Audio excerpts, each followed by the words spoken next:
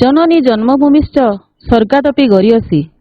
जननी जन्मभूमि होची स्वर्ग ठारू मध्य बड़। पिलामाने मु होची शुभलक्ष्मी रणा, सरकारी उच्च विद्यालय उज्जलपुर सहकारी शिक्षयित्री। तुम मानक आज ओडिया पाठ्यदान कार्यक्रम को समस्त को स्वागत जनाऊँगी। तत्संगे संगे एठारे उपस्थित थिबा समस्त शिक्षक शिक्षयित्री मानक मध्य मोर नमस्कार एवं स्वागत। पिला माने मोर जो पंक्ति तुमे माने निश्चित भाव में धारणा पाई सारी थिबो जे आमे को पाठटी को आलोचना करिबा। पूरापूरी ठीक। आमे तुम साहित्य बहिर गद्य विभाग द्वितीय गद्य जन्मभूमि प्रथम भागटी को आलोचना करिबा। ताहले चलो स्मार्ट बोर्ड को जिबा। तमरो साहित्य बही काढ, पृष्ठा 52 रे अछि जन्मभूमि पाठ। हेले हमर आलोच्य प्रबंधर नाम कोन? जन्मभूमि। ए नामरु तुम निश्चित भाव में जानि पारुथबो जे आमे काहा विषय रे पढिबा ना सेही भूमि विषय, जो भूमि रे आमे जन्म नैसे, जहार पानी पवन रे हमर ए शरीर गढ़ा, जोठे आमे छोटरू बड़ होइसे। हेले आमे जन्मभूमि रो जो पाठटी को प्रवेश करबा पूर्वरु आमे प्रथमे टिके लेखक परिचय देखि नेबा। काहेकि ना एही लेखक परिचय पिला माने तुम पई अत्यंत जरूरी। जेतेबेले सरलार्थ लिखिबो सेतेबेले भी दरकार पड़िबो, दीर्घ उत्तरमूलक प्रश्न लिखिले सेतेबेले भी दरकार पड़िबो। ताले चलो आमे टिके लेखक परिचय देखि नेबा। आमर लेखक होउचंती कृष्णचंद्र पाणिग्राही, जे कि 1909 मसिया रे जन्म होइतिले एवं 1987 मसिया रे कोन होइतिला ना तांकर देह त्याग हेइतिला। ताले से कृष्णचंद्र पाणिग्राही आमर जे लेखक, तांको पितांको नाम हैला सागर पाणिग्राही एवं तांकर माता हेले सरस्वती देवी। आमर लेखक बा प्राबंधिक जण ऐतिहासिक मध्य थिले। प्राबंधिक संगे संगे से ऐतिहासिक मध्य थिले। ताले ऐतिहासिक काहाकू कहबा पिलाने? ऐतिहासिक किए एटा तो तुमे जानिथिबो, जे प्रबंध रचना करंती से होचंती प्राबंधिक। ताले ऐतिहासिक काहाकू कहबा ना जे इतिहास लेखंती। मनरे निश्चय प्रश्न आसुथबो ना प्रबंध रचना करा गला बेले हमरो जो इतिहास को लेखा जाउची। ओ पिलाने इतिहास को लेखा जाए काहेकि ना एटा अतीत रे घटिथिबा घटनावली अटे। सबु घटनावली को एकत्रित करी जमा करी कि जेतेबेले ताको लेखा जाए सेटा इतिहास हे जाए एवं जे ताको लेखंती से हेले ऐतिहासिक। ताले हमरो जो प्राबंधिक कृष्णचंद्र पाणिग्राही से नने ऐतिहासिक भी थिले। से कोठारे जन्म होइतिले ना मयूरभंज जिल्लार खिचिंग ठारे से जन्म ग्रहण करिथिले। मयूरभंज जिल्लार खिचिंग हमर जेमिति अनेक स्थान कोटा मंदिर पय प्रसिद्ध होइताय, तो कोटा अन्य हमर कारुकार्य पय प्रसिद्धि लाभ करिताय। ठीक सेपरि हमर लेखकंकर जन्म स्थान सेटा एई किचकेश्वरी मंदिर पय प्रसिद्धि लाभ करिछि खिचिंग। अध्यापना सहित प्रत्नतत्व गवेषणा रे व्यापृत रही से बहु नूतन ऐतिहासिक तथ्यर संधान करथिले। अध्यापना सहित प्रत्नतत्व गवेषणा रे से लिप्त थिले। ताले ए जो प्रत्नतत्व गवेषणा कोन ना हमर गोटे प्रत्नतत्व विभाग रहिछि। जेतेबेले समाने जानंती जे को जागा रे गोटे कोनोसी ना कोनोसी जागा रे मानव सभ्यता थिला आगे हला ता सेटा माटी तळे हो किंबा पहाड़ रे हो, ताले समाने सेटा को जे कि कोन करूथिले सेही स्थान को खोली कि सेठे जो थिबो जिनिस जहाँ भी समाने से मानव जो सभ्यता रे व्यवहार करा जाउतला, जेमिति कि हमर माटी पात्र हो, तार मुद्रा हो किंबा हमर अस्त्र शस्त्र हो, सेही जिनिस गुडा को समाने कोन करथिले ना सेटु खोली कि गवेषणा करूथिले एवं जहाँ कि सेटा परे आम मानक पाखरे पहुंची पारुथिला तांकर लेखा माध्यम रे। तामर लेखक से प्रत्नतत्व गवेषणा रे लिप्त थिले। से जने प्रत्नतत्वविद थिले। अवशेष विषय रे इंग्राजी रे लिखित तांकर गवेषणा ग्रंथ अत्यंत उपादेय सृष्टि। सत्य सहित तथ्यर समन्वय, अकाट्य जुक्ति और मंद्र गंभीर भाषा तांक प्रबंध गुडी को अनुपम मर्यादा प्रदान करिथाय। पिलाने तुमे जानिथिबो प्रत्येक कवि एवं लेखकंकर जो लेखा तार गोटे स्वतंत्रता थाए सब जिनिसर हैला। ताले हमर ए कृष्णचंद्र पाणिग्राही जे प्राबंधिक असंती तांकर लेखार मध्य सेही बोली कोन थिला स्वतंत्रता थिला। तांको लेखारे आमे कोन पाई परिबा ना सत्य सहित तथ्यर समन्वय। एमिति कि से जण ऐतिहासिक थिले। इतिहास तो किसी मिछ नुहे, सब सत्य घटनावली। तेणु सही सत्य घटनावली को तथ्य सहित से तार समन्वय करके देखे दउथिले। आ कोन ना अकाट्य जुक्ति, अकाट्य जुक्ति से दर्शाउथिले जो जुक्ति को कहीं काटी पारंती नै सेटा हला अकाट्य जुक्ति। आ कोन थिला तांकर भाषा गुडी को मंद्र एवं गंभीर थिला, जोटा कि आमे माने पढिले आम मानक पय सेटा उपादेय अटे। तापरे पिला माने देखो तुमरो सृष्टि संभार को सृष्टि संभार गुडी को से आमको भेटी दे जाइछंती। गोटे हला प्रबंध मानस, इतिहास किंबदंती, सारला साहित्यर ऐतिहासिक चित्र और मो समयर ओडिशा। एमिति तो से अनेक रचना करिसंती किंतु जोटा आम पाई गुरुत्वपूर्ण अटे सेटा आमर पाठरे दिया जायछि।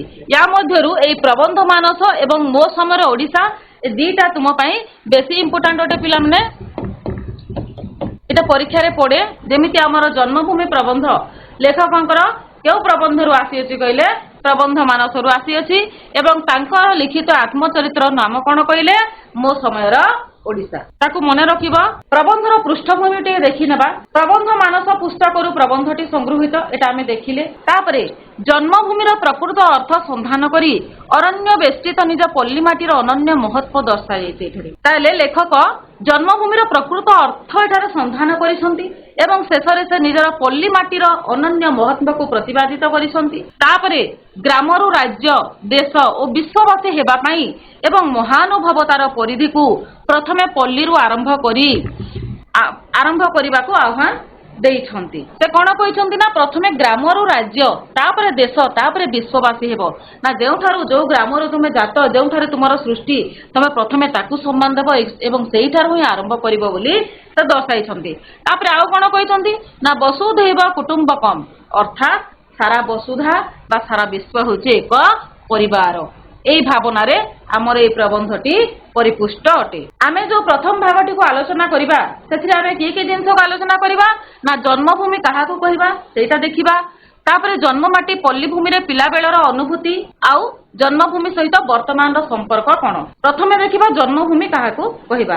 आमे सब बेले कहू एटा मोर जन्मभूमि जोठरे मु जन्म होइजे सेटा मोर जन्मभूमि ओडिशा भी मोर जन्मभूमि भारत भी मोर जन्मभूमि समग्र पृथ्वी मोर जन्मभूमि। ताले जन्मभूमि कोटा सेटा आमे पाठरे हमर लेखक प्रकृत जन्मभूमि रो अर्थ कोन सेटा दर्शाइछंती ताहा आमे जानिबा। द्वितीय जन्ममाटी पल्ली भूमि रे पिला बेलर अनुभूति किपरि थिला सेटा देखिबा एवं तृतीय रे जन्मभूमि सहित वर्तमान रो संपर्क कोन। संपर्क घनिष्ठ होईछि ना संपर्कटा दुर्बल होईकि पूरा लुप्त हेबारे अछि। वर्तमान आमे विषय को जिबा। लेखक कहिसंती काहा को मोर जन्मभूमि बोली कहिबी व्यापक अर्थ रे विशाल पृथ्वी विशाल एशिया महादेश विशाल भारतवर्ष ओडिशा देश बा मोर जन्मस्थान पल्ली ग्राम एमानक मध्यरु केही काहारी ठारू विच्छिन्न होई नथिबारु ए समस्त होचंती मोर जन्मभूमि। प्रकृत अर्थरे मातृगर्भरु पड़ी जेउठारे प्रथमे भूमि स्पर्श कली जेउठारे रूप रस गंध स्पर्शर प्रथम परिचय पाइली विषम विपाक बेले जे अंचल फल पुष्प शाक तंडुल ढाली देई शिशु प्राण को परिपुष्ट कला सेही पल्ली ही मोर जन्मभूमि सेही मोर माता धात्री और शिक्षयित्री। प्रबंधर आरंभ रे प्राबंधिक कौन करिसंती प्रश्न पचारिसंती। प्रश्न रो ही से आरंभ करिसंती। से कौन कहउसंती ना काहा को मोर जन्मभूमि बोली कहिबी व्यापक अर्थ रे बा व्याप्ति अर्थ रे से कहउसंती जे ए विशाल पृथ्वी ए जो विशाल पृथ्वी पूरा समग्र पृथ्वी हेबो ना ता मध्य रे थिबा एशिया महादेश ना ता भितरे थिबा ए भारत देश ना भारत भितरे थिबा सेई ओडिशा राज्य ना ता मध्य रे थिबा हमर सेई छोटिया पल्ली ग्राम से काहा को निजर जन्मभूमि बोली कहिबे सेटा से कहउछंती। जदि आमे देखिबा एमानक मध्यरु केही काहारी ठारू विच्छिन्न होई नथिबारु ए समस्त मोर जन्मभूमि लेखक कहउछंती एमाने केही काहाटीरो अलगा नहंती समस्त लगा लगे कि असंती ना नहीं। हमरा पल्ली ग्राम कोठारे अछि ओडिशा राज्य रे अछि ओडिशा को देश रे भारत देश रे भारत का को महादेश एशिया महादेश मध्य रे अछि एशिया पृथ्वी रे अछि केही काहारी ठारू एमाने अलगा नहंती समस्त लगा लगे कि असंती। तेणु देखा गले ए समस्त जन्मभूमि बोली आमर लेखक कहउछंती। किंतु प्रकृत अर्थरे से दुईटा अर्थरे जन्मभूमिर संज्ञा निरूपण करिसंती गोटे हला व्यापक अर्थ एवं आ गोटे हला प्रकृत अर्थ। किंतु प्रकृत अर्थरे कोटा हेबो ना गर्भरु पड़ी जेउठारे प्रथमे भूमि स्पर्श कली जेउठारे रूप रस गंध स्पर्शर प्रथम परिचय पाइली विषम विपाक बेले जे अंचल फल पुष्प शाक तंडुल ढाली देई शिशु प्राण को परिपुष्ट कला सेही पल्ली ही मोर जन्मभूमि सेही मोर माता धात्री और शिक्षयित्री। ताले लेखकंक प्रकृत अर्थ रे कोटा जन्मभूमि हिसाब रे जिबा ना एई मयूरभंज जिल्ला रे थिबा तांकर खिचिंग ग्रामटा पल्ली ग्राम।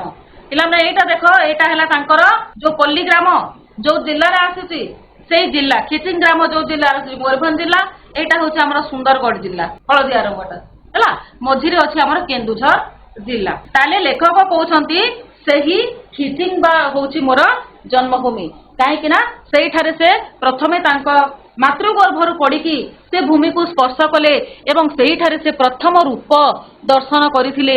କାହାର? ନିଜ ଜନ୍ମଭୂମିର। ଏହି ବେନି ନୟନରେ ସେ ଜନ୍ମଭୂମିର ରୂପକୁ ଦର୍ଶନ କରିଥିଲେ ଏବଂ ତାର ରସ ଯେମିତି ଫଳ ରସ ତାକୁ ସେ ଗ୍ରହଣ କରିଥିଲେ। ଗନ୍ଧର ଅନୁଭବ କରିଥିଲେ। ସେ ଗନ୍ଧ କ'ଣ କାହାକୁ କହୁଛନ୍ତି ନା ପିଲାମାନେ ଦେଖିବ ମାଟିରେ ପ୍ରଥମ ବର୍ଷା ଯେତେବେଳେ ମାଟିରେ ପଡ଼େ ନା ସେତେବେଳେ ଗୋଟେ ସୁନ୍ଦର ବାସ୍ନା ଆସେ, ତାକୁ ସେ ଗନ୍ଧ ବୋଲି କହୁଛନ୍ତି। ସେଇ ଗନ୍ଧର ସେ ପରିଚୟ ପାଇଥିଲେ ଏବଂ ସ୍ପର୍ଶର ପରିଚୟ କିପରି ପାଇଥିଲେ ନା ଆମେ ମାଟିରେ ବାଲିରେ ଅନେକ ଘର ତିଆରି କରିଛୁ, ମନ୍ଦିର ତିଆରି କରିଛୁ ନାଇଁ କି? ସେଇଟା ରୂପ ରସ ଗନ୍ଧ ସ୍ପର୍ଶର ସେ ପ୍ରଥମ ପରିଚୟ ପାଇଛନ୍ତି କୋଉଠାରେ? ସେଇ ପଲ୍ଲୀ ଭୂମିରେ ହେଲା। ବିଷମ ବିପାକ ବେଳେ ଉତ୍କଟ ଦୁର୍ବିପାକ ବା ବିପଦ ବେଳେ ଯେ ଅଞ୍ଚଳ ଫଳ ପୁଷ୍ପ ଶାକ ତଣ୍ଡୁଳ, ଫଳ ଜାଣିଛ, ପୁଷ୍ପ ହେଲା ଫୁଲ, ଶାକ ହେଲା ଶାଗ, ତଣ୍ଡୁଳ ହେଲା ଚାଉଳ, ଏସବୁ ଜିନିଷ ଢାଳି ଦେଇକି ଯିଏ ତାଙ୍କର ଶିଶୁ ପ୍ରାଣକୁ ପରିପୁଷ୍ଟ କଲା, ବଞ୍ଚାଇ ରଖିଲା, ସେହି ପଲ୍ଲୀ ହିଁ ମୋର ଜନ୍ମଭୂମି, ସେହି ମୋର ମାତା ଧାତ୍ରୀ ଓ ଶିକ୍ଷୟିତ୍ରୀ। ତାହେଲେ ପ୍ରକୃତ ଅର୍ଥରେ ଲେଖକ କ'ଣ କହୁଛନ୍ତି ନା ଯେଉଁ ଭୂମିରେ ଯେଉଁ ଭୂମିକୁ ମାତୃଗର୍ଭରୁ ପଡ଼ି ମୁଁ ପ୍ରଥମେ ସ୍ପର୍ଶ କଲି, ଯାହାର ରୂପ ରସ ଗନ୍ଧ ସ୍ପର୍ଶର ପ୍ରଥମ ପରିଚୟ ପାଇଲି ଏବଂ ଯିଏ ମୋତେ ଯେଉଁ ଅଞ୍ଚଳ ମୋତେ ଫଳ ପୁଷ୍ପ ଶାକ ତଣ୍ଡୁଳ ଢାଳି ଦେଇକି ମୋର ସେଇ ଶିଶୁ ପ୍ରାଣକୁ ପରିପୁଷ୍ଟ କଲା, ବଞ୍ଚାଇକି ରଖିଲା, ସେହି ପଲ୍ଲୀ ହେଉଛି ମୋର ଜନ୍ମଭୂମି। ସେ ହେଉଛି ମୋର ଜନ୍ମଭୂମି, ସେ ମୋର ମାତା, ସେ ମୋର ଜନ୍ମଦାତ୍ରୀ ଏବଂ ସେ ମୋର ପାଳନକର୍ତ୍ରୀ। ଧାତ୍ରୀ ହେଉଛି ଯିଏ ଜନ୍ମ ଦେଇନଥାନ୍ତି କିନ୍ତୁ ପାଳନ କରିଥାନ୍ତି ଏବଂ ସେ ହେଉଛନ୍ତି ମୋର ଶିକ୍ଷୟିତ୍ରୀ, କାହିଁକି ନା ସେ ଉଚିତ ସମୟରେ ମୋତେ ଉଚିତ ଶିକ୍ଷା ଦେଇଛି। ବୁଝିଲା? ତାପରେ ଲେଖକ ଆଉ କ'ଣ କହୁଛନ୍ତି? ଆୟୁଷର୍ଯ୍ୟ ଯେତେ ବେଶୀ ବଢି ଚାଲିଛି ତା ସହିତ ମୋର ସମ୍ବନ୍ଧ ସେତେ ବେଶୀ ଘନିଷ୍ଠ ହେବାର କଥା, କିନ୍ତୁ ଏ ସମ୍ବନ୍ଧ ଦିନକୁ ଦିନ କ୍ଷୀଣ ହୋଇ ଯେପରିକି ଲୀନ ହେବାକୁ ବସିଛି। ସମୟ ସ୍ରୋତରେ ନିଃସହାୟ ଶୁଷ୍କ ତୃଣ ପରି ମୁଁ ଭାସି ଚାଲିଛି। ମୋର ଜନ୍ମଭୂମିକୁ ଫେରିଯିବା ପାଇଁ ମୋର ନୈତିକ ସାହସ ନାହିଁ। ଏହା ଭିତରେ ମୋର ପୁନର୍ଜନ୍ମ ଘଟିଯାଇଛି। ଆଜି ମୁଁ ତାର ରୂପକୁ ଜାତିସ୍ମର ପରି ଖାଲି ସ୍ମରଣ କରେ। ରାଶି ରାଶି ଶାଳତରୁ ମଧ୍ୟରେ ତଟିନୀ ବେଷ୍ଟିତ ଭଞ୍ଜ କୀର୍ତ୍ତି କିରୀଟିନୀ ମୋର ଜନ୍ମଭୂମି ମୋ ଆଖି ଆଗରେ ଭାସିଯାଏ, କିନ୍ତୁ ତାର କୋଳକୁ ଫେରିଯିବା ପାଇଁ ମୋର ସାହସ ହୁଏ ନାହିଁ। ପିଲାମାନେ ଆମର ପ୍ରାବନ୍ଧିକ ଥିଲେ ପୁରା ମାଟି ପ୍ରିୟ, ତାଙ୍କ ଜନ୍ମଭୂମିକୁ ସେ ବହୁତ ଭଲ ପାଉଥିଲେ, କିନ୍ତୁ କର୍ତ୍ତବ୍ୟର ଆହ୍ୱାନରେ ସେ ସହରରେ ରହିଯାଇଛନ୍ତି ଆଉ ଜନ୍ମଭୂମିକୁ ଫେରି ପାରୁନାହାନ୍ତି। ତାଙ୍କର ନିଜର ଅନୁଭୂତି ସେ ଏଠାରେ ପ୍ରକାଶ କରିଛନ୍ତି। ସେ କ'ଣ କହୁଛନ୍ତି ନା ଆୟୁସୂର୍ଯ୍ୟ ହେଉଛି ଆୟୁ ରୂପକ ସୂର୍ଯ୍ୟ। ସୂର୍ଯ୍ୟ ତମେ ଜାଣିଛ, ଉଦିତ ସୂର୍ଯ୍ୟ, ମଧ୍ୟାହ୍ନ ସୂର୍ଯ୍ୟ, ତାପରେ ଆମର ଅସ୍ତମିତ ସୂର୍ଯ୍ୟ। ଆମର ଜୀବନ ବି ସେଇଭଳିଆ ପିଲାମାନେ, ଆମର ମଣିଷ ମାନଙ୍କର ଜୀବନ ବି ସେଇଭଳିଆ। ଆମେ ଜନ୍ମ ହେଲେ, ତାପରେ ଆମର ଯୌବନ ଆସିଲା, ପ୍ରୌଢ଼ ଅବସ୍ଥା ଆସିଲା, ତାପରେ ଆମେ ବୃଦ୍ଧ ଅବସ୍ଥାକୁ ଗଲେ, ତାପରେ ଆମେ ମୃତ୍ୟୁ ଅପେକ୍ଷାରେ ରହିଲେ, ଏଇଭଳିଆ। ତାହେଲେ ଏଇ ଯୋଉ ଆୟୁଷର୍ଯ୍ୟ ଯେତେ ବେଶୀ ତାଙ୍କର ବଢି ବଢି ଚାଲିଛି, ତା ସହିତ ତାଙ୍କର ସେ କହୁଛନ୍ତି ମୋର ଜନ୍ମଭୂମି ସହିତ ମୋର ସମ୍ପର୍କ କ'ଣ ହେବା କଥା? ଘନିଷ୍ଠ ହେବା କଥା, ଅତି ନିବିଡ଼ ହେବା କଥା। କିନ୍ତୁ ଏ ସମ୍ବନ୍ଧ କ'ଣ ହେଇଛି ନା ଦିନକୁ ଦିନ କ୍ଷୀଣ ହୋଇ, ଦିନକୁ ଦିନ ଦୁର୍ବଳ ହେଇକି ସେଟା ଲୀନ ହେବାକୁ ବସିଛି, ମାନେ ଲୁପ୍ତ ହେବାକୁ ବସିଛି। ସମୟ ସ୍ରୋତରେ ନିଃସହାୟ ଶୁଷ୍କ ତୃଣ ପରି, ବହୁତ ସୁନ୍ଦର କଥା ଏଠାରେ କହିଛନ୍ତି ଲେଖକ ନା ସମୟ ସ୍ରୋତରେ ନିଃସହାୟ ଶୁଷ୍କ ତୃଣ ପରି ମୁଁ ଭାସି ଚାଲିଛି, ଯୋଉଟା କି ମୁଁ ବର୍ତ୍ତମାନ କହୁଥିଲି। ସମୟ ରୂପକ ସ୍ରୋତରେ ପିଲାମାନେ ତୁମେ ନଦୀ ସ୍ରୋତ ଜାଣିଥିବ ନା? ନଦୀ ସ୍ରୋତରେ ଯେତେବେଳେ ଆମେ ଗୋଟେ ଶୁଖିଲା ଶୁଷ୍କ ତୃଣ ମାନେ ଶୁଖିଲା ଘାସ ଯେତେବେଳେ ପକେଇ ଦଉ, ତାର ନିଜର କୌଣସି ଆୟତ ନଥାଏ, ସେ ଅସହାୟ ଭଳି ସେ କ'ଣ କରେ ନା ସେ ସ୍ରୋତ ଯୋଉଆଡ଼େ ଯାଏ ତାକୁ ସେଆଡ଼େ ନେଇକି ଯାଏ। ଲେଖକଙ୍କ ଜୀବନ ମଧ୍ୟ ସେଇଭଳିଆ ହେଇଯାଇଛି। ସମୟ ସ୍ରୋତରେ ସେ କ'ଣ ହେଇଛନ୍ତି ନା ନିଃସହାୟ ଶୁଷ୍କ ତୃଣ ପରି ସେ ପଲ୍ଲୀରୁ ସିଧା ଚାଲି ଆସିଛନ୍ତି ସହରକୁ ତାଙ୍କର କର୍ତ୍ତବ୍ୟ କରିବା ପାଇଁ, ହେଲା। ଏହା ଭିତରେ ଆଚ୍ଛା ମୋର ଜନ୍ମଭୂମିକୁ ଫେରିଯିବା ପାଇଁ ମୋର ନୈତିକ ସାହସ ନାହିଁ, ତାଙ୍କର ଆଉ ନୀତିଗତ ସାହସ ଆସୁନାହିଁ ସେ ଜନ୍ମଭୂମିକୁ ଫେରିଯିବା ପାଇଁ। ଏହା ଭିତରେ କ'ଣ ହେଇଛି ନା ତାଙ୍କର ପୁନର୍ଜନ୍ମ ଘଟିଯାଇଛି। ପୁନର୍ଜନ୍ମ କ'ଣ ପିଲାମାନେ? ନା ଆଉ ଥରେ ଜନ୍ମ ନେବା, ନାଇଁ କି? ତାହେଲେ ତାଙ୍କର ପୁନର୍ଜନ୍ମ ଘଟିଯାଇଛି। ଯେତେବେଳେ ସେ ବାଲ୍ୟ ଅବସ୍ଥାରେ ଗାଁରେ ଥିଲେ ସେଟା ଗୋଟେ ଜନ୍ମ, ସହରକୁ ଯେତେବେଳେ ଆସିଲେ ତାଙ୍କର ଆଉ ଗୋଟେ ଜନ୍ମ ହେଇଯାଇଛି। ବୁଝିଲା କି ନାଇଁ? ସେଇଟାକୁ ସେ କହୁଛନ୍ତି ପୁନର୍ଜନ୍ମ ଘଟିଯାଇଛି। ଆଜି ମୁଁ ତାର ରୂପକୁ ଜାତିସ୍ମର ଖାଲି ସ୍ମରଣ କରେ, ଜାତିସ୍ମର ପରି ଖାଲି ସ୍ମରଣ କରେ। ଜାତିସ୍ମର ଅର୍ଥ ହେଉଛି ଯେ ପୂର୍ବ ଜନ୍ମ କଥା ମନେ ରଖିଥାଏ, ହେଲା। ତାଙ୍କର ପୂର୍ବ ସେ ଯୋଉ ଗାଁରେ ଥିଲେ ସବୁ କଥା ମନେ ପଡିଯାଉଛି, ଗୋଟେ ସିନେମା ଭଳିଆ ସବୁ ଆଗ ପଛ ହେଇକି ଚାଲି ଯାଉଛନ୍ତି। ତେଣୁ ସେ କହୁଛନ୍ତି ଯେ ମୋର ସବୁ କଥା ଆଖି ଆଗରେ ରହିଛି, କିନ୍ତୁ ମୁଁ ସେ ଜନ୍ମଭୂମିକୁ ଫେରି ପାରୁ ନାହିଁ। ରାଶି ରାଶି ଶାଳତରୁ ମଧ୍ୟରେ ବର୍ତ୍ତମାନ ସେ ତାଙ୍କର ଜନ୍ମଭୂମିର ଯୋଉ ପ୍ରାକୃତିକ ସୌନ୍ଦର୍ଯ୍ୟ କଥା ଟିକେ କହିଛନ୍ତି। ରାଶି ରାଶି ଶାଳତରୁ, ରାଶି ରାଶି ହେଉଛି ଗୋଟେ ବହୁବଚନାନ୍ତ ଶବ୍ଦ। ଶାଳତରୁ ମୟୂରଭଞ୍ଜ ଜିଲ୍ଲାରେ ପିଲାମାନେ ଅନେକ ଅରଣ୍ୟ, ଅରଣ୍ୟ ପରିବେଷ୍ଟିତ ଜିଲ୍ଲା ସେଟା। ସେଠି ଅନେକ ଶାଳ ଗଛ ରହିଛି। ଶାଳ ତରୁ ମଧ୍ୟରେ ତଟିନୀ ବେଷ୍ଟିତ। ତାଙ୍କର ପଲ୍ଲୀଗ୍ରାମ ଦେଇକି ନଦୀ ବହି ଯାଇଛି, ବୁଢାବଳଙ୍ଗ ସାଳନ୍ଦୀ ନଦୀ ହେଲା। ସେଇ ନଦୀ ବା ତଟିନୀ, ତଟିନୀ ଅର୍ଥ ହେଲା ନଦୀ ପରିବେଷ୍ଟିତ। ଭଞ୍ଜ କୀର୍ତ୍ତି କିରୀଟିନୀ, ଏଟା ଭଲ ଭାବରେ ବୁଝ ଟିକେ।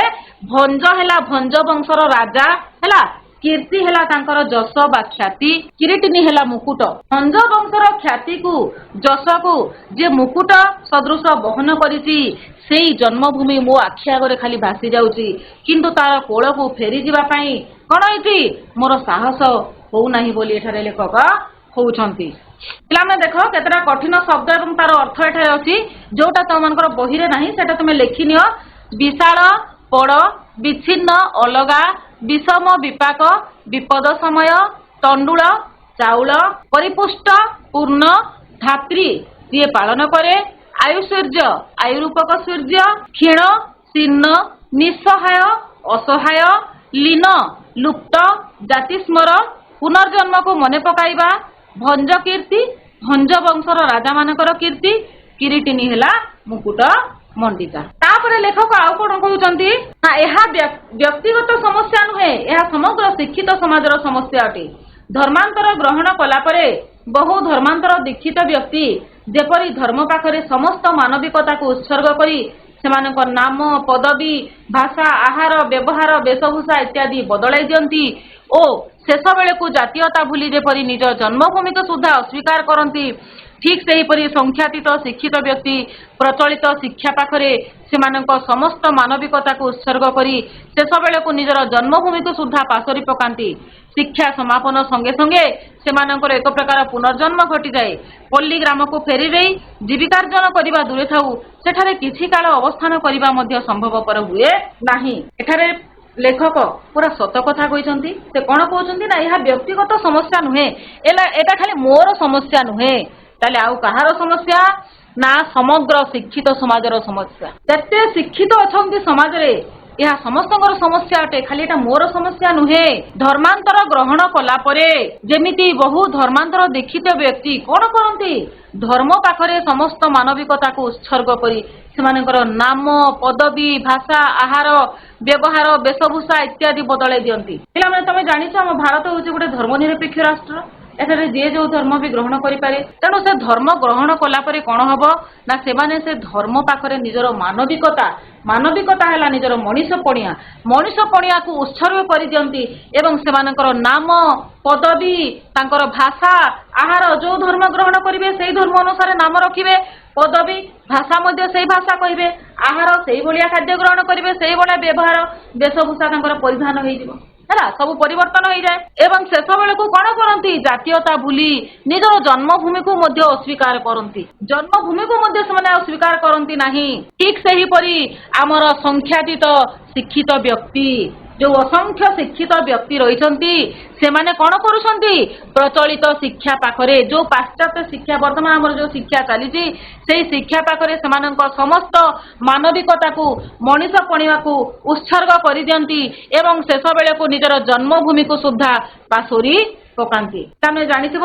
ଆମର ଭାରତର ଅନେକ ଯାଇକି କୋଉଠାରେ ଅଛନ୍ତି, ବିଦେଶରେ ଅଛନ୍ତି, ଡକ୍ଟର ଅଛନ୍ତି, ଇଞ୍ଜିନିୟର ଅଛନ୍ତି, ସମସ୍ତେ ଅଛନ୍ତି। ସେଠାରେ ସେମାନେ ମୋଟା ଅଙ୍କର ଦରମା ପାଇଁ ହେଲା, ସେଠାରେ ରହିକି ସେମାନେ କଣ କରନ୍ତି ନା, ଶେଷରେ ନିଜ ଜନ୍ମଭୂମିକୁ ମଧ୍ୟ ସେମାନେ ଭୁଲି ଯାଆନ୍ତି। ନିଜ ଦେଶର ଉନ୍ନତି କରିବା ଛାଡିକି ସେମାନେ ଯାଇକି ବିଦେଶର ଉନ୍ନତି କରୁଛନ୍ତି। ସେ ଯାହା ବି ହଉ, ଏଠାରେ ଲେଖକ କହୁଛନ୍ତି ନା, ଧର୍ମାନ୍ତର ଗ୍ରହଣ କଲା ପରେ ବହୁ ଧର୍ମାନ୍ତର ଦୀକ୍ଷିତ ବ୍ୟକ୍ତି ହେଲା, ସେମାନେ କଣ କରୁଛନ୍ତି ନା, ଧର୍ମ ପାଖରେ ନିଜର ମାନବିକତାକୁ ଉତ୍ସର୍ଗ କରିଦେଉଛନ୍ତି ଏବଂ ନାମ, ପଦବୀ ଏବେ ସବୁ ବଦଳେଇ ଦେଇକି ଶେଷରେ ନିଜର ଜାତୀୟତାକୁ ଭୁଲି ଜନ୍ମଭୂମିକୁ ଅସ୍ୱୀକାର କରନ୍ତି।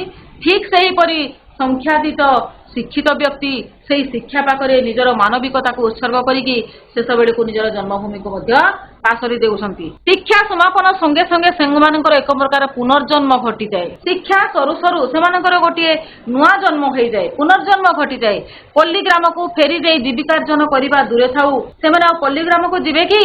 ପଲ୍ଲୀ ଗ୍ରାମକୁ ଫେରି ଯାଇ ଜୀବିକାର୍ଜନ କରିବା ଦୂରେ ଥାଉ, ସେଠାରେ କିଛି କାଳ ଅବସ୍ଥାନ କରିବା ମଧ୍ୟ ସେମାନଙ୍କ ପକ୍ଷେ ଅସମ୍ଭବ ହୋଇ ଉଠେ। ତେଣୁ ଥରେ ଥରେ ଭାବେ, ଗ୍ରାମକୁ ଯାଇ କଣ କରିବି?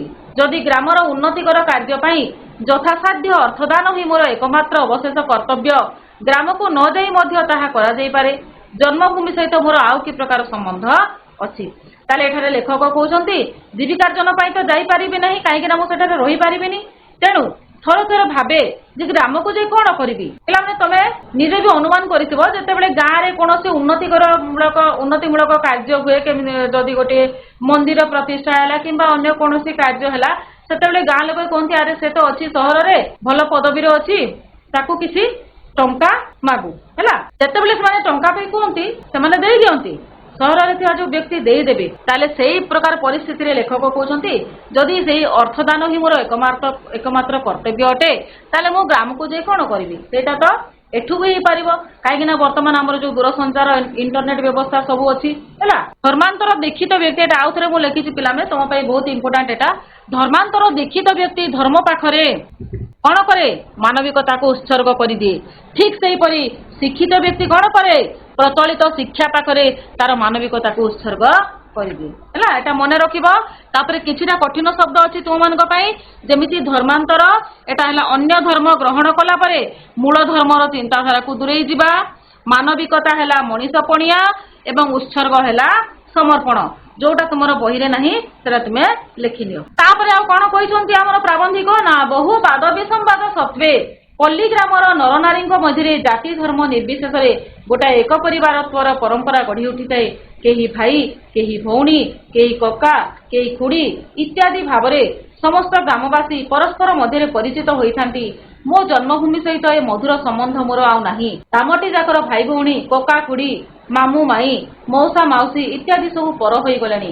ଚେଷ୍ଟା କଲେ ମଧ୍ୟ ଏ ମଧୁର ସମ୍ବନ୍ଧ ଆଉ ଫେରି ପାଇବା ସମ୍ଭବ ନୁହେଁ। ତାହେଲେ ପ୍ରାବନ୍ଧିକ କଣ କହୁଛନ୍ତି ନା, ବହୁ ବାଦ ବିସମ୍ବାଦ, ବାଦ ହେଲା ଶତ୍ରୁତା, ବିସମ୍ବାଦ ହେଲା କଳହ। ଆମେ ଗାଁରେ ଯୋଉ ରହୁଛେ କେତେବେଳେ କଳି କଜିଆ ବି ହେଇଯାଉଛି ଆମ ପଡୋଶୀ ମାନଙ୍କ ସହିତ। ତେଣୁ ବହୁ ବାଦ ବିସମ୍ବାଦ ସତ୍ତ୍ୱେ, ସେଇ ଶତ୍ରୁତା ଏବଂ କଳହ ସତ୍ତ୍ୱେ କଣ ହେଇଛି ନା, ଗ୍ରାମରେ ଗୋଟିଏ ଏକ ପରିବାରତ୍ୱ ଗଢି ଉଠିଛି। କେହି ଆମେ ଭାଇ, କେହି ଭଉଣୀ, କେହି କକା, କେହି ଖୁଡି ଏଇଭଳିଆ ଆମେ ସମ୍ବନ୍ଧରେ ବାନ୍ଧି ହେଇଛି। ତାପରେ ସେ କହୁଛନ୍ତି ଯେ ମୋ ଜନ୍ମଭୂମି ସହିତ କିନ୍ତୁ ଏ ମଧୁର ସମ୍ବନ୍ଧ ମୋର ଆଉ ନାହିଁ, କାହିଁକି ନା ଗ୍ରାମଟି ଯାକର ଭାଇ ଭଉଣୀ, କକା ଖୁଡି, ମଉସା ମାଉସୀ ଏ ସମସ୍ତେ ମୋ ଠାରୁ ପର ହୋଇଗଲେଣି। ଚେଷ୍ଟା କଲେ ମଧ୍ୟ ଏ ମଧୁର ସମ୍ବନ୍ଧ ଫେରି ପାଇବା ସମ୍ଭବ ନୁହେଁ। ବର୍ତ୍ତମାନ ଆମେ ଦେଖିବା ଯେ ଲେଖକ କେତେ ବର୍ଗର ଲୋକଙ୍କୁ ନେଇଛନ୍ତି ଗ୍ରାମର ହେଲା, ସେମାନଙ୍କ ସହିତ ତାଙ୍କ ସମ୍ପର୍କ କିପରି ଅଛି ସେଟା ସେ ଦର୍ଶାଇଛନ୍ତି। ପ୍ରଥମେ ସେ ଆସିଛନ୍ତି ଆମର ଯୋଉ ଗ୍ରାମ ମୁଣ୍ଡରେ ସାର ମାଉସୀ ହେଲା। ସାର ମାଉସୀ କଥା ସେ କହିଛନ୍ତି। ସାର ମାଉସୀର ଘର କୋଉଠି ଅଛି ନା, ଗାଁ ମୁଣ୍ଡରେ। ଗ୍ରାମ ମୁଣ୍ଡରେ ସାର ମାଉସୀ ତାର ଛୋଟ ପିଣ୍ଡାଟିରେ ବହୁ ବର୍ଷ ଧରି ପ୍ରସ୍ତର ମୂର୍ତ୍ତିଟି ପରି ବସି ଆସିଛି। ଆଜି ମଧ୍ୟ ବସିଥାଏ। ଆଗେ ଦେଖିବା ମାତ୍ରେ ପଚାରୁଥିଲା କେବେ ଆସିଲୁ ବାପା, ଆଜିକାଲି କିନ୍ତୁ କହେ କେବେ ଆସିଲ ବାବୁ। କିଏ ହେଲେ ଆମର ସେଇ ସାର ମାଉସୀ। ଗ୍ରାମ ମୁଣ୍ଡରେ ତାର ଘର, ଏଟା ପିଲାମାନେ ପ୍ରଶ୍ନରେ ଆସେ। ସାର ମାଉସୀର ଘର କେଉଁଠାରେ, ଗ୍ରାମ ମୁଣ୍ଡରେ। ମାନେ ବହୁତ ସହଜ, କିନ୍ତୁ ପିଲାମାନେ ପରୀକ୍ଷାରେ ବି ତାକୁ ଭୁଲ କରିଦିଅନ୍ତି। ତେଣୁ ମନେ ରଖିଥିବ, ସାର ମାଉସୀର ଘର ହଉଛି ଗ୍ରାମ ମୁଣ୍ଡରେ। ସେ କଣ କରେ ନା, ସବୁବେଳେ ତାର ସେଇ ଛୋଟ ପିଣ୍ଡାରେ, ଦେଖିବ ଗାଁ ମାନଙ୍କରେ ଘର ଆଗରେ ଗୋଟେ ଛୋଟ ଛୋଟ ପିଣ୍ଡା ଥାଏ। ସେଇ ପିଣ୍ଡାରେ ସେ ବହୁ ବର୍ଷ ଧରି ପ୍ରସ୍ତର ମୂର୍ତ୍ତିଟି ପରି, ପଥର ମୂର୍ତ୍ତି ପରି ସେ ବସି ଆସିଛି। ଆଜି ମଧ୍ୟ ବସିଥାଏ। ପିଲାମାନେ ତୁମେ ମାନେ ବି ଦେଖିଥିବ ନିଶ୍ଚିତ ଭାବରେ, ଯେତେବେଳେ ତମେ ବିଦ୍ୟାଳୟକୁ ଆସୁଛ କିମ୍ବା ବିଦ୍ୟାଳୟ ଯାଉଛ, ସେ ଦେଖିବ ଯେ ସେ ଗ୍ରାମରେ ଯୋଉ ବୃଦ୍ଧ ବୃଦ୍ଧା ଥାନ୍ତି ସେମାନେ ତାଙ୍କ ପିଣ୍ଡାରେ ପୁରା ନିଶ୍ଚଳ ବସିଥାନ୍ତି। ସେଇଭଳିଆ ପ୍ରସ୍ତର ମୂର୍ତ୍ତିଟି ପରି ବସିଥାନ୍ତି। ଖାଲି ସେନେ କିଏ ଆସୁଛି କିଏ ଯାଉଛି ସେଟା ଦେଖୁଥିଲେ। ଠିକ ସେଇଭଳିଆ ସାର ମାଉସୀ ମଧ୍ୟ ବସିଥାଏ। ଆଗେ ଦେଖିବା ମାତ୍ରେ ସେ ଲେଖକଙ୍କୁ ପଚାରୁଥିଲା। ଲେଖକ ଯେତେବେଳେ ଛାତ୍ରାବସ୍ଥାରେ ଥିଲେ, ଯେତେବେଳେ ସେ ତାଙ୍କର ହଷ୍ଟେଲରୁ ଆସୁଥିଲେ, ଗାଁକୁ ଆସୁଥିଲେ, ସେତେବେଳେ ସେ ତାକୁ କଣ କହୁଥିଲା ନା, କେବେ ଆସିଲୁ ବାପା, ବାପା ସମ୍ବୋଧନ କରୁଥିଲା। ଆଜିକାଲି କିନ୍ତୁ କହେ କେବେ ଆସିଲ ବାବୁ। ଦେଖ କେମିତି ଆକାଶ ପାତଳ। ପ୍ରଥମେ ସେ ପଚାରୁଥିଲା କେବେ ଆସିଲୁ ବାପା, ଏବେ କହେ କେବେ ଆସିଲ ବାବୁ। ମାନେ ସାର ମାଉସୀ ସହିତ ଯୋଉ ଆତ୍ମୀୟତା ଥିଲା ସେଥିରୁ ସେ ଦୂରେଇ ଯାଇଛନ୍ତି। ତାପରେ ଆମର ଆସିଗଲେ ଗୋବିନ୍ଦା ଭାଇ ହେଲା। ଗୋବିନ୍ଦା ଭାଇର ଘର ହଉଛି ଗାଁର ମଝିରେ। ଗାଁର ମଝିରେ ଗୋବିନ୍ଦା ଭାଇର ଗୋଟେ କ୍ଷୁଦ୍ର କୁଟୀର ଅଛି। ଆଜୀବନ ଅକର୍ମା ଓ ଅବିବାହିତ ରହି ସେ ତାର କ୍ଷୁଦ୍ର କୁଟୀରକୁ ଦୁର୍ଗ କରି ସମଗ୍ର ବିଶ୍ୱ ବିରୋଧରେ ବିଦ୍ରୋହ ଘୋଷଣା କରି ଆସିଛି। ଆଗେ ଦେଖାହେଲେ ବହୁ ମାନ ସହିତ ସେ ମୋତେ ତାର କୁଟୀରରେ ବସାଇ ମନବୋଧ ଚୌତିସାର ବ୍ୟାଖ୍ୟା କରୁଥିଲା। ଆଜି ମୁଁ ଶତ ଚେଷ୍ଟା କଲେ ମଧ୍ୟ ତାର ପୂର୍ବ ପ୍ରତ୍ୟୟ ଫେରି ପାଏ ନାହିଁ। ଏଠାରେ ଲେଖକ କହୁଛନ୍ତି ଯେ ସାର ମାଉସୀ ତ ଗଲା, ମୋତେ ବାପାରୁ ସିଧା ବାବୁ ସମ୍ବୋଧନ କଲା। ତାପରେ ଏଇ ଯୋଉ ଗୋବିନ୍ଦା ଭାଇ ଯାହାର ଘର ହଉଛି ଗାଁର ମଝିରେ, ଯେତେବେଳେ ମୁଁ ଆସୁଥିଲି ଗାଁକୁ ଆସୁଥିଲି ସେ ମୋତେ ଡାକିକି ବସଉଥିଲା ଏବଂ କେତେ ସୁନ୍ଦର ଭାବରେ ଏଇ ମନବୋଧ ଚୌତିସାକୁ ମୋ ଆଗରେ ବ୍ୟାଖ୍ୟା କରୁଥିଲା। से होची जण आजीवन अकर्मा एवं अविवाहित लोक है अकर्मा अर्थ जे काम धाम करे नाही एटा भी परीक्षा रे पड़े पिला माने गोविंद भाई की प्रकार लोक आजीवन अकर्मा एवं अविवाहित ताले से लेखक को कोन सुनाउतला ना मनोबोध 34 व्याख्या करूतला किंतु आजिकाली से कौन करुची आउ से लेखकों को डाकुनी कहीं ना तार से पूर्व प्रत्यय विश्वास आउ से फेरी पाऊ नहीं वर्तमान लेखक बड़ बाबू हो बड़ पदवी अच्छा तेणु से लेखकों को डाकुनी तेणु तार मध्य विश्वास उठी जाइए लेखकों ऊपर ता हृदय लेखकों प्रति कौन एटा गोटे तुम इंटेरियर क्वेश्चन आसे जे मनोबोध 34 बा रचयिता किए से होचंती हमर भक्त कवि भक्तचरण दास एटा मन रखिबो तापरे वर्तमान आसीगले आ गोटे वर्गर समाज रे आ गोटे वर्गर नवजन्मित शिशु तांको ऊपर कोन कहिसंती लेखक देख ग्रामटी जाक नवागत अतिथि परिपूर्ण एई मानकु से नवागत अतिथि कहिसंती जो माने कि तांकर गाँ छाड़ी चली जिबा परे जन्म होइसंती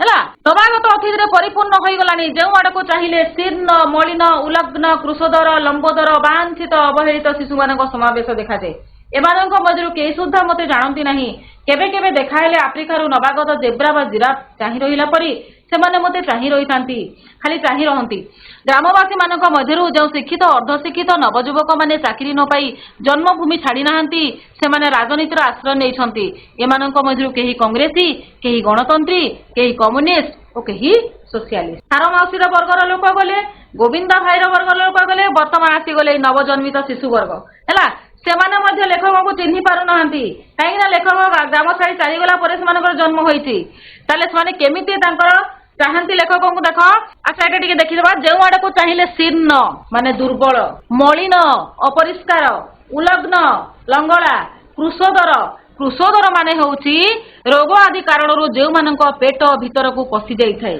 लंबोदर लंबोदर हेउछि सेही रोग कारणरू जो मानक पेट बाहर को बाहरी आसी थाए हैला आमर गणेश को भी लंबोदर कहा जाए किंतु से खाई खाई लंबोदर एटा रोग कारणरू लंबोदर हैला तेणु सेही अवांछित अवांछित माने जहार प्रयोजन नाही दरकार नाही अवहेलित जे जत्नरू जहाँ को अवहेला करा जायछि सेही भलिया शिशु मानक समावेश से गाँव रे देखिबा को पाइछंती सेमानक मध्यरु केही हेले लेखक को चिन्हि पारंती नाही जेतेबेले से जानती सेमाने किपरि चाहंती तांको ना आफ्रिकार नवागत जेब्रा बा जिराफ को चाहिला परी सेमाने लेखक को चाहंती ताले एठारे लेखक कहउछंती आ गोटे वर्गर पुणी उदाहरण देइछंती सेमाने हेले शिक्षित एवं अर्धशिक्षित नवजुवक ग्रामवासी मानक मध्यरु जो शिक्षित अर्धशिक्षित युवक माने चाकरी न पाई ग्राम छाड़ी नाहंती सेमाने कहार आश्रय नेइछंती ना राजनीतिर आश्रय नेइछंती सेमाने राजनेता मानकर हाथ बारिसी साजिछंती हैला दलर तांको उन्नति करूछंती ग्रामर उन्नति पई चेष्टा करू नाहंती सेमानक मध्यरु किए कांग्रेसी केही गणतंत्री जानिच कांग्रेसी भी जानिच केही कम्युनिस्ट है आमर पुंजीवाद एवं आमर जो श्रमिक गोष्ठीर विषय जी कहे सोशलिस्ट है समाज विषय जी हमको अवगत कराए तेल यही सब दल से विभक्त होती समस्ते गोटे गोटे राजनीति दल में अच्छा बुझीला सेटा कौ माने ना जो माने शिक्षित एवं अर्धशिक्षित अच्छी किंतु चाकरी पाई नांती माने ग्राम छाड़ी नांती से माने ए राजनीतिर आश्रय नेइछंती तापरे लेखक कहउछंती जदि केही ए राजनैतिक मतवाद मध्यरु कोनोसिटीर अंतर्भुक्त नुहे ताहा हेले से एमानक मध्यरे सुधा अंतर्भुक्त नुहे अन्य कथा दूरे थाउ एमानक सहित पल्ली प्रकृतिर शोभा उपभोग करिबा किंबा साहित्य चर्चा करने मध्य संभव नुहे राजनैतिक मतवाद अनुसार एमानक मानसिक परिवर्तन मध्य घटी जाइछि एमाने पुष्पित पलाश बनर देखंती विद्रोहर बन्ही स्थल पद्म देखंती आहबर रक्त और आनत कृष्णचूड़ारे देखंती अनागत जुगर रक्त केतन एणु एमानक मन सहित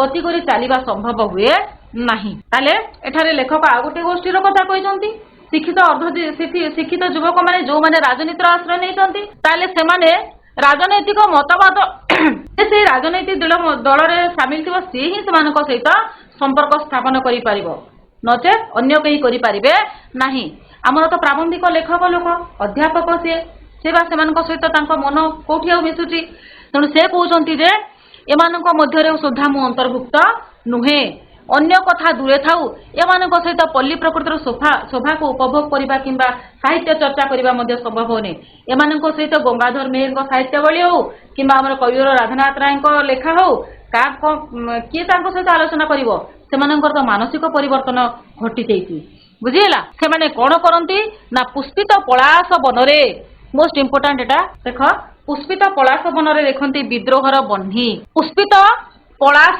पलाश फूल पिलंबे देख एटा आमर मार्च मासरे फुटे हैला जहाको आमे आमर आंचलिक भाषा रे आमे कहते फलसा फूल बुझिला तमे माने समस्त देखिछो ताकू एई पलाश फूल देखिले मन खुशी हो जाए किंतु से जो शिक्षित अर्धशिक्षित युवक मैंने अच्छा जो मैंने राजनीतिर आश्रय नहीं देखते केमिति लगे ना विद्रोहर बन्ही बन्ही निया विद्रोहर निया भलिया लगे आ कौन स्थलपद्म देखती आहबर रक्त ए आहबर रक्त जो अच्छी तार अर्थ हूँ पिला माने आहबर अर्थ हूँ युद्ध एटा भी परीक्षा आसे मन रख एटा है स्थल पद्म है केते सुंदर फूल एई फूल को देखिले से लगे जमीती आहबर रक्त युद्धर रक्त भलिया एवं आउ कौन ना आनत कृष्णचूड़ा आनत है नई आसीथिबा कृष्णचूड़ा फूल तुम देखिछ सब फूल को देखिछ स्थल पद्म भी देखिछ कृष्णचूड़ा भी देखिछ से कृष्णचूड़ा फूल को देखिले से केमिति लगे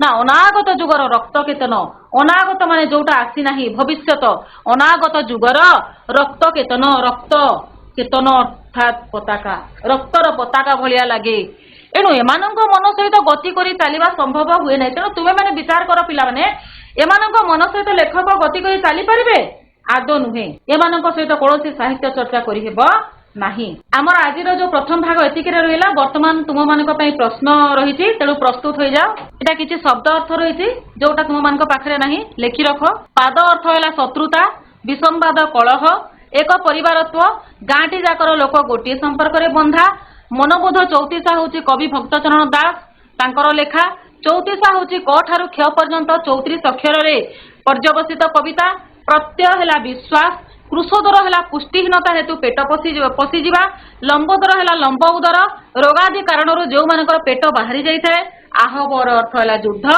रक्त केतन रक्त जानुच है केतन अर्थ है पताका नाली पताका पिला माने वर्तमान तुम प्रथम जो प्रश्नटा रही विपरीतार्थ बोधक शब्द तमे गोटे गोटे कह विशाल विपरीतार्थ बोधक शब्द कौन भाई कौन करके कह विशाल माने पीरा शुभा जाऊनी क्षुद्र क्षुद्र ठीक अच्छी बस स्मरण अविस्मरण अविस्मरण अस्वीकार स्वीकार स्वीकार स्वीकार स्वीकार ठीक अच्छे मधुर मधुर मधुर पिला माने तार विपरीतार्थ बोधक मधुर तिक्त प्रशंसा प्रशंसा निंदा निंदा वर्तमान आम क स्तंभ सहित ख स्तंभ को मिलन करवा क स्तंभ जो शब्द अच्छी ख स्तंभ तार अर्थ दि जाइए तमे तो अर्थ मान लिखिथिबो किछिटा बही भी थिबो ताकू देखिकी आमे ताकू वर्तमान मिलन करबा हैला विपाक विपद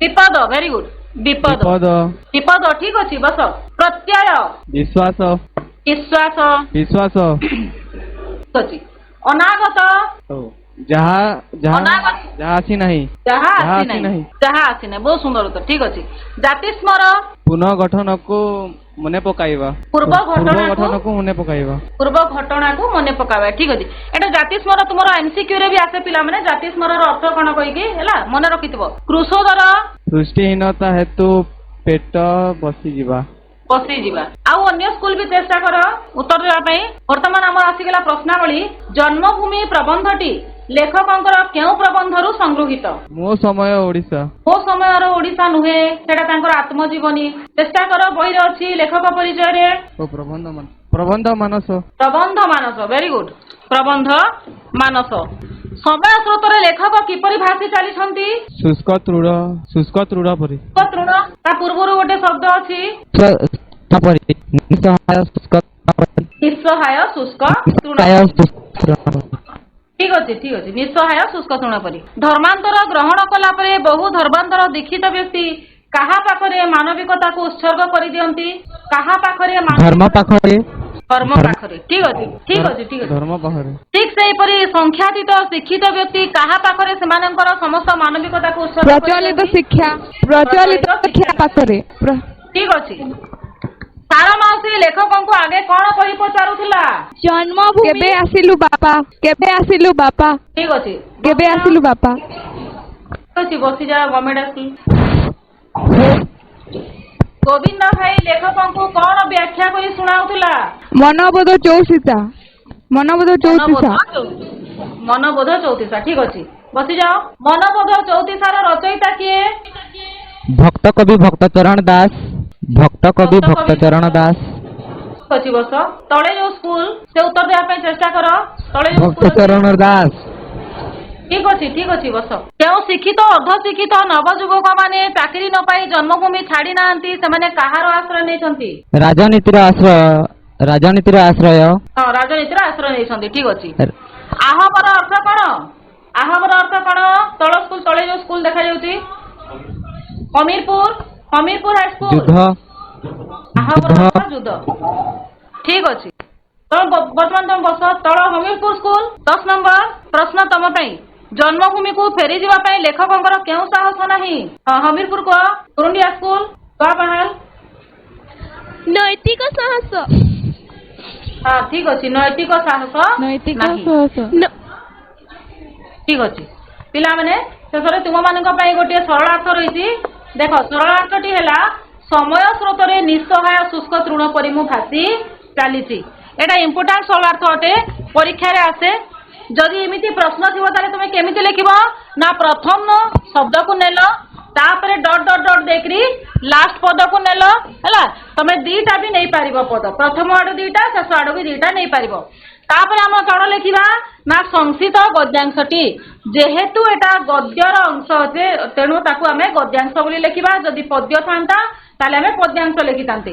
ସଂକ୍ଷିପ୍ତ ଗଦ୍ୟାଂଶଟି କୃଷ୍ଣଚନ୍ଦ୍ର ପାଣିଗ୍ରାହୀଙ୍କ ଏଠାରେ ଦେଖ ପ୍ରାବନ୍ଧିକଙ୍କ ନାମ ରହିଲା ଏବଂ ପ୍ରବନ୍ଧର ନାମ ମଧ୍ୟ ରହିଲା। ଯେତେବେଳେ ମୁଁ ଲେଖକ ପରିଚୟ ଆରମ୍ଭ କରିଥିଲି ତୁମମାନଙ୍କୁ ମୁଁ କହିଥିଲି ଲେଖକ ପରିଚୟ ନିହାତି ଜାଣିବା ଦରକାର। କାହିଁକି ନା ସରଳାର୍ଥରେ ଦରକାର ପଡିବ ଏବଂ ଆଉ କୋଉଥିରେ ତମର ଲଙ୍ଗ କ୍ୱେଶ୍ଚନ ରେ ବୁଝିଲା। ଜନ୍ମଭୂମି ଶୀର୍ଷକ ପ୍ରବନ୍ଧରୁ ଆନିତ। ଏଠାରେ ପ୍ରାବନ୍ଧିକ କଣ କାହା ବିଷୟରେ ଆଲୋଚନା କରିଛନ୍ତି ନା ନିଜର ଅସହାୟ ବୋଧ ବିଷୟରେ ସେ ସୂଚନା ପ୍ରଦାନ କରିଛନ୍ତି। ତାପରେ ଆମେ ବର୍ତ୍ତମାନ ବର୍ଣ୍ଣନାକୁ ଯିବା। ଲେଖକ କହୁଛନ୍ତି ପ୍ରାବନ୍ଧିକ ଜନ୍ମଭୂମିର ସ୍ନେହ ସମ୍ପର୍କ ଠାରୁ ଦୂରେଇ ଆସି ଯଥେଷ୍ଟ ମାନସିକ ଗ୍ଲାନିର ଶିକାର ହୋଇଛନ୍ତି। ଯେଉଁ ଜନ୍ମଭୂମିରେ ସେ ଜନ୍ମଗ୍ରହଣ କରିଛନ୍ତି ଯାହାର ସ୍ନେହରେ ବଢିଛନ୍ତି ଯେଉଁଠାରେ ରୂପ ରସ ଗନ୍ଧ ସ୍ପର୍ଶର ପ୍ରଥମ ପରିଚୟ ପାଇଛନ୍ତି କ୍ରମେ ବୟସ ବୃଦ୍ଧି ହେବା ସହିତ କର୍ତ୍ତବ୍ୟର ଆହ୍ୱାନରେ ସେ ସହରକୁ ଚାଲି ଯାଇଛନ୍ତି। ସମୟ ସ୍ରୋତରେ ହେଲା ତାହେଲେ କୋଉଥିପାଇଁ ଯାଇଛନ୍ତି? ସେଇ କର୍ତ୍ତବ୍ୟର ଆହ୍ୱାନରେ ଯାଇଛନ୍ତି।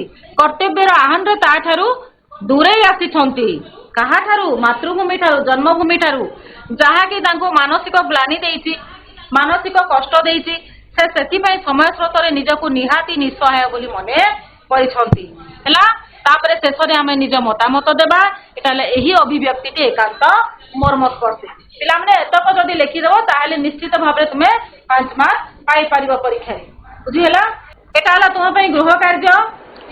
ନା ପଲ୍ଲୀକୂଳକୁ ଫେରି ଯିବାରେ ତାଙ୍କର ନୈତିକ ସାହସ ନାହିଁ ବୋଲି ଲେଖକ କାହିଁକି କହିଛନ୍ତି?